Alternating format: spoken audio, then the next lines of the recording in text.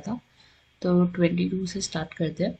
So here it says we have trophy shield Akshi received on winning an international table tennis tournament. The trophy is made of a glass sector.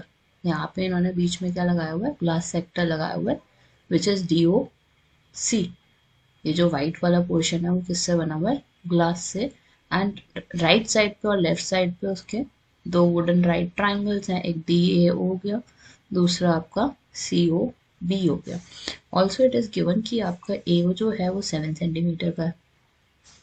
Second information हमें ये given है कि OA over AD is equivalent to 1/√3. तो यहाँ पे हमें first चीज जो निकालनी है वो निकालनी है एंगल DOC.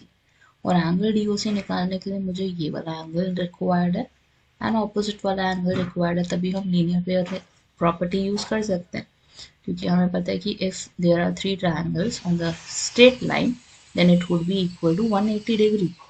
तो यहाँ पे सबसे पहले हम AOD फाइंड करेंगे. कैसे फाइंड आउट करेंगे वो देखो. सबसे पहले let us mark AOD as theta. ठीक है, और मेरा tan थीटा एप्लीकेबल होगा यहाँ पे. tan थीटा किसके इक्वल होता है, it is equivalent to perpendicular over base.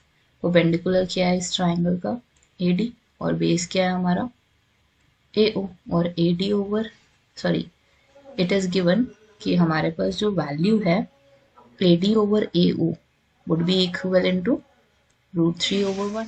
तो हमारा थीटा क्या आ जाएगा, it would be equivalent to 60 degree.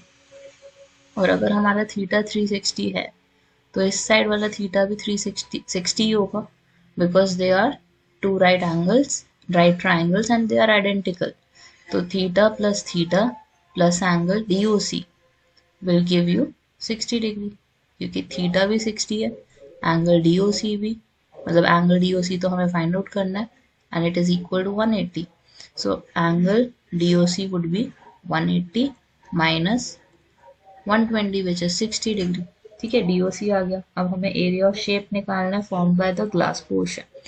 Glass portion कितना एरिया कवर कर रहा है, तो आई कैन डायरेक्टली सी कि जो हमारा एरिया होगा, sorry area of the wooden triangle निकालना है सेकेंड केस में हमें.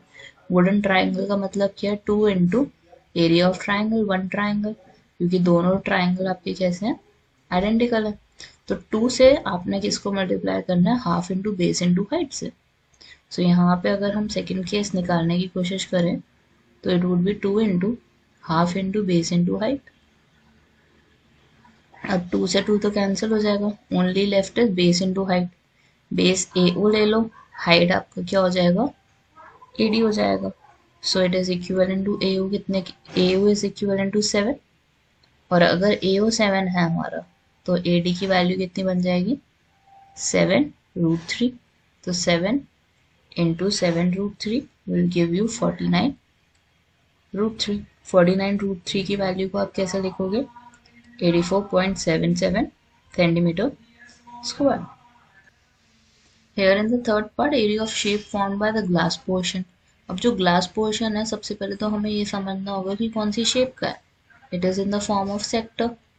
और सेक्टर में हमें क्या क्या चाहिए होता है, थीटा चाहिए होता है, 360 चाहिए होता है, πr² चाहिए होता है. अब थीटा की वैल्यू हमें नोन है, इट इज 60 ओवर 360. पाई की वैल्यू हमें पता है 22/7. आर आपको निकालना पड़ेगा, DO आपको निकालना पड़ेगा यहाँ से. और DO कैसे निकलेगा आपका, एज वी नो कि हमारा AO 7 है, AD हमारा 7√3 है. तो इजीली कोई भी एंगल यूज करके ट्रिगो का हम R की वैल्यू फाइंड आउट कर सकते हैं. कैसे करोगे, you can use cos 60. cos 60 किसके इक्वल होता है, B/H के. तो हमारे पास cos 60 की वैल्यू नोन है already, it is half. Base कितना है हमारा 7, हाइपोटेनियस इज R, तो कितना हो गया, R इज इक्वल टू 14. तो हम R की जगह क्या सब्स्टिट्यूट करेंगे, 14 इंटू 14. 60 और 360 को कैंसिल करो, 1/6 आ जाएगा. 6 एंड 14 कैन बी कैंसिल, ये 7 आ गया, ये 3 आ गया. 7 से 7 कैंसिल हो गया, 22 into 14 over 3 would result into 102.67 centimetre. तो शेप हमें चेक करनी पड़ेगी कौन सी शेप है यहाँ पे. तो सबसे पहले I thought of taking as a sector, क्योंकि पूरा सेक्टर बन रहा है हमारा। उसके बाद हमने सोचा कि हमें क्या क्या रिक्वायर्ड है उसमें। थीटा चाहिए, 360 चाहिए, पाई चाहिए, आर की वैल्यू चाहिए थी मेरे को यहाँ पे। आर सबसे पहले हमने निकाला, then we have substituted the value into the formula, जो कि theta by 360 into pi r square है। ठीक है, now let's have a look at the fourth part, मतलब और पार्ट ऑफ इट। यहाँ पे लिखा हुआ है if Akshi wants to decorate the boundary of the glass portion with glitter tape. यहाँ पे वो कह रहे हैं कि पूरे बाउंड्री को ग्लिटर टेप से सजाना चाहते हैं। तो then find the length of the tape she needs. तो अगर बाउंड्रीज की बात करें, this is complete 7 A O, तो ओ बी भी हमारा 7 होगा। अगर ए डी हमारा 7√3 है, तो दिस वैल्यू मस्ट बी 7√3।